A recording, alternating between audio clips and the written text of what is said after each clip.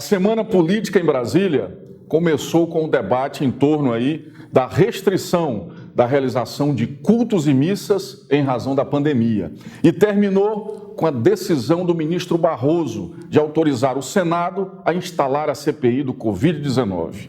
No meio do caminho, nós temos ainda o debate em torno do Orçamento Geral da União de 2021, que exige com urgência mudanças para poder se tornar executável. Essas são as pautas do Análise dos Fatos dessa semana. Nós vamos debater esses temas, analisar aí ponto a ponto e as possibilidades do que deve ocorrer. Vamos ao debate.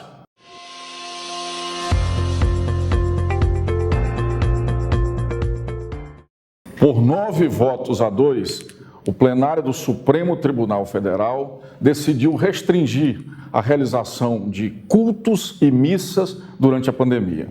O Supremo aí julgou uma ação que foi impetrada pelo PSD, que tentava derrubar aí uma decisão do governo de São Paulo que restringia a realização de cultos e missas. O resultado do julgamento no Supremo se deu em torno ali da prevalência da saúde coletiva em relação à liberdade individual garantida pela Constituição.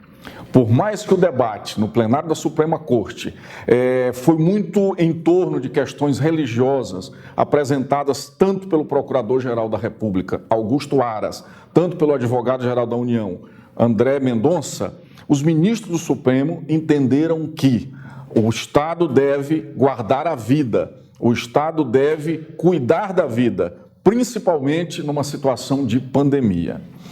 Tanto o ministro André Mendonça quanto o Procurador-Geral da República discutiram muito a questão da liberdade religiosa.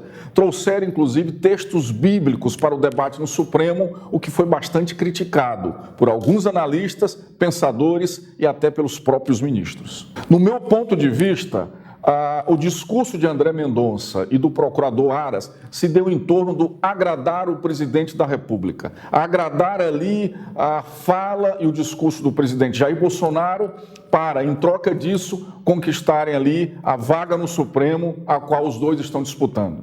Trazer temas religiosos para um debate onde não cabe nesse momento a questão de religião, mostra, acima de tudo, a pequenez em que estamos. O momento, acima de tudo, é o momento de salvar vidas, de proteger o coletivo. E está comprovado, inclusive cientificamente, que a permanência de pessoas em espaços como igrejas e templos acabam aí contribuindo para a proliferação do vírus. É interessante destacar aí o voto meramente técnico que foi proferido pelo ministro Gilmar Mendes. Gilmar procurou aí, inclusive na sua fundamentação, exemplos de países que decidiram sobre o mesmo tema, inclusive a Alemanha. Segundo o ministro, abre aspas, apesar de que qualquer pessoa faça uma opção, uma vocação de escolher a religião a favor da vida, a Constituição não permite essa situação. Segundo Gilmar Mendes, a Constituição ela não assegura o direito fundamental à morte. Então foi um voto muito bem proferido, um voto muito bem dado e o Supremo, mais uma vez, contribui de forma efetiva, mesmo com todas as críticas infundadas, mesmo com todas as análises aí que são feitas de formas equivocadas em relação ao tribunal, o Supremo, mais uma vez, profere uma decisão a favor do Brasil. E profere uma decisão provocada. Isso é importante a gente destacar. Eu tenho visto aí muitos comentários rasos de que é o Supremo que está governando o Brasil, de que é o Supremo que está atrapalhando o governo de executar aí seu plano de governo, o que não é verdade. O Supremo ele só age por provocação. Ele só age no momento em que ele digamos assim, provocado a responder essas questões. E é interessante a gente destacar que essa questão dos cultos e missas foi ali uma provocação que foi feita por um partido político, o PSD. Um outro fato interessante que a gente deve esclarecer nesse debate é justamente a inapropriedade de debater um tema desse no momento de pico da pandemia. A decisão nesse sentido já foi proferida no ano passado pelo ministro Marco Aurélio. Então, quando a Suprema Corte é provocada novamente para responder uma questão dessa, no meu entendimento aí, é que não há um respeito à situação crítica com que vivem os brasileiros. Trazem aí para a seara política com o objetivo de agradar aí os seus eleitores, agradar aí as bancadas evangélicas e católicas, aos grupos evangélicos e católicos, trazendo esse tema. É mais um tema que divide a população, é mais um tema que torna a população fragilizada aí pela situação da pandemia. A nossa análise é que, por todas as experiências internacionais, por toda a análise científica que foi feita em relação a esse tema, o Supremo Tribunal Federal acertou, tanto tecnicamente quanto cientificamente, em restringir a realização de cultos e missas nesse momento de pandemia. A preocupação do tribunal é somente com a saúde coletiva, como deve ser. E o voto foi garantido, inclusive, na Constituição da República Federativa do Brasil. No próximo bloco, nós vamos discutir aí a decisão do ministro Barroso de autorizar o Senado a instalar a CPI do Covid.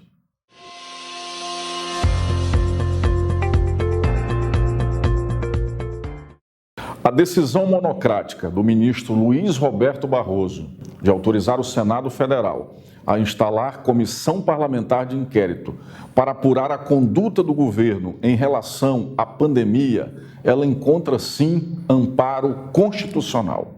De fato, não há na Constituição discricionariedade que impeça o presidente da Câmara e do Senado de instalar uma CPI quando houver as assinaturas disponíveis, as assinaturas exigidas ali pelas normas das duas casas de lei. Nesse caso, é interessante a gente destacar que o Senado conseguiu reunir aí o número de assinaturas exigidas para a instalação de uma CPI. Já tem meses que 31 senadores, a exigência de 27, assinaram o pedido da CPI e o presidente do Congresso Nacional, que é o presidente do Senado, vem adiando essa instalação. O que ocorreu é que 2 senadores provocaram o Supremo Tribunal Federal exigindo o cumprimento do que diz as regras. Ou seja, se temos as assinaturas, não tem por que a CPI não ser instalada. E o que o ministro Barroso autorizou foi justamente isso, cumprindo o que diz a Constituição e cumprindo o que diz o regimento interno do Senado. Tendo o número de assinaturas, não há por que o presidente do Senado Federal não instalar a CPI. É claro que a instalação de uma CPI a essa altura assusta muito o governo. O governo está fragilizado e o governo sabe que houve sim omissão ali no início da compra de vacinas, houve sim ali o trabalho pela divulgação de medicamentos que não tinham comprovação científica, houve sim um discurso contrário ao lockdown e houve também um discurso contra as máscaras e a favor das aglomerações. Todos esses movimentos do governo hoje o preocupam no momento em que for averiguados por uma comissão parlamentar de inquérito essas condutas. E o governo reagiu aí de forma muito brusca e de forma muito grosseira em relação à decisão do ministro. O discurso do presidente Jair Bolsonaro, mais uma vez, é um discurso de quem está acuado. Então ele procura atacar. Atacou a figura do ministro, falou em processo de impeachment em relação ao ministro do STF, situação que não tem nada a ver com esse caso, e veio com um discurso de que é preciso a união dos poderes, o que é realmente o que ele não prega. O presidente Bolsonaro tem feito essa desagregação. No momento em que ele está sob risco, ele fala num discurso de união. Já há movimentos políticos da base aliada do governo agora para tentar retirar as assinaturas. O governo tem 2 caminhos, ou ele buscar retirar as assinaturas, ou, se não conseguir, ele tentar trazer outros elementos para a CPI para tentar sair do foco. E quais seriam esses outros elementos? A situação dos governadores, que é um discurso que o governo vem batendo muito. Esse discurso dos governadores, de condenar aí na questão de recursos, todos sabemos que, se houver uma análise mais aprofundada, não é o que o presidente está dizendo. Os recursos que foram disponibilizados aos estados e municípios são recursos constitucionais, são recursos da saúde. E o que foi de excedente aí para atender a pandemia Cabe, no meu ponto de vista, a fiscalização dos órgãos de controle, como vem sendo feito. Cabe aí a fiscalização do Ministério Público Federal e da Polícia Federal. O que a gente tem visto é que onde há, digamos, erros, falhas aí na utilização desses recursos, esses órgãos de controle têm sim utilizado. Já em relação aí à conduta do governo, a gente tem visto muito pouca manifestação dos órgãos de controle. E essa tem sido a preocupação do Senado, no meu ponto de vista. O Senado está assistindo aí a um aumento constante no número de mortos. Nós estamos aí com 4.000 mortes e o Senado resolveu, de uma forma, discutir isso aí na forma de responsabilização, que é justamente uma investigação via CPI, via Comissão Parlamentar de Inquérito. A decisão monocrática do ministro Barroso deve ir ao pleno do STF no próximo dia 16. Eu conversei com alguns senadores e o que eles me disseram é que o presidente do Senado, o senador Rodrigo Pacheco, deve instalar a CPI, deve organizar essa instalação somente depois da decisão aí do plenário do Supremo Tribunal Federal. Na verdade, esse tempo aí, até o dia 16, para alguns senadores de oposição, vai ser o tempo em que o governo vai se movimentar para que os senadores retirem a sua assinatura e caia a instalação da CPI. Ou seja, o governo vai se movimentar nos próximos dias para tentar, de todas as formas, impedir com que a CPI seja instalada. Já no outro ângulo, senadores governistas me relataram que o governo já conta aí com a possibilidade de instalação da CPI. E nesse contar, o governo já se movimenta em duas frentes. Uma, nos ataques ao STF, nos ataques ali ao ministro Barroso e na tentativa de politizar bastante o tema. E uma outra, o governo vai tentar trazer outros assuntos, como eu já falei, para tentar aí tirar o foco da CPI. Os próximos dias é que vão dizer aí o que vai acontecer de verdade. No próximo bloco, nós vamos tratar aí do imbróglio em torno do Orçamento Geral da União de 2021, que teve novos acontecimentos nesta semana.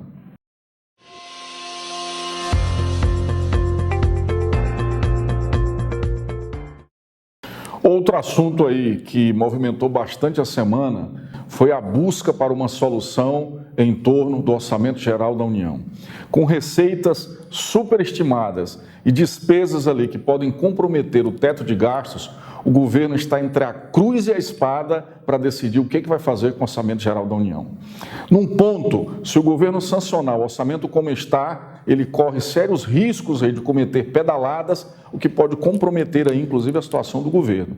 De um outro, o governo precisa construir um diálogo muito bem fundamentado com o Legislativo para poder ajustar o que deve ser ajustado na peça orçamentária.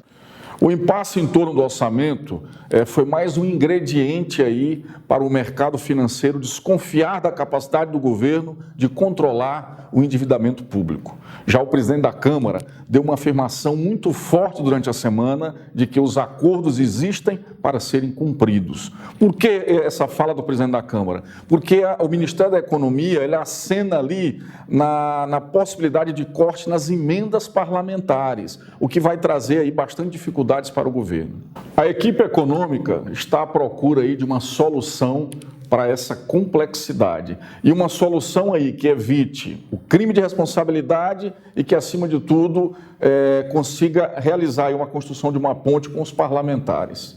Quando se fala em emendas parlamentares, esse é um assunto bastante ácido para o Legislativo, porque as emendas parlamentares elas são um canal de comunicação dos parlamentares com suas bases eleitorais. É importante a gente destacar que em muitos municípios brasileiros, qualquer ação de investimento, principalmente nos municípios mais pobres, elas são feitas a partir dessas emendas parlamentares. Ou seja, o governo muitas das vezes tem dificuldade de chegar nesses municípios, o que acaba as emendas chegando, trazendo resultado para as suas populações. Então está aí, nessa conceituação que eu fiz, a importância desse instituto, a importância das emendas parlamentares para o Legislativo. E nisso aí está a dificuldade do governo. O governo precisa fazer cortes. Onde pode se cortar é justamente nas emendas e o Congresso deve reagir. A meta da equipe econômica aí é recompor as despesas obrigatórias que foram cortadas e reduzir as despesas discricionárias para tentar ajustar o orçamento à realidade. Agora, não vai ser uma tarefa fácil.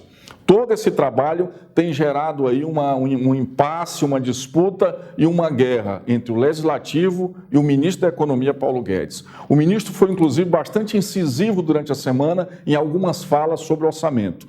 Por parte do Legislativo, o que a gente tem ouvido é o relator geral do orçamento, o ministro Márcio Bittar, afirmar que tudo o que foi feito em consonância com o governo, foi feito em consonância com o ministro Paulo Guedes e a sua equipe econômica. Já as falas do ministro Paulo Guedes dá a entender que não, o que pode gerar aí muita combustão para esse debate aumentar e virar aí uma guerra política na próxima semana.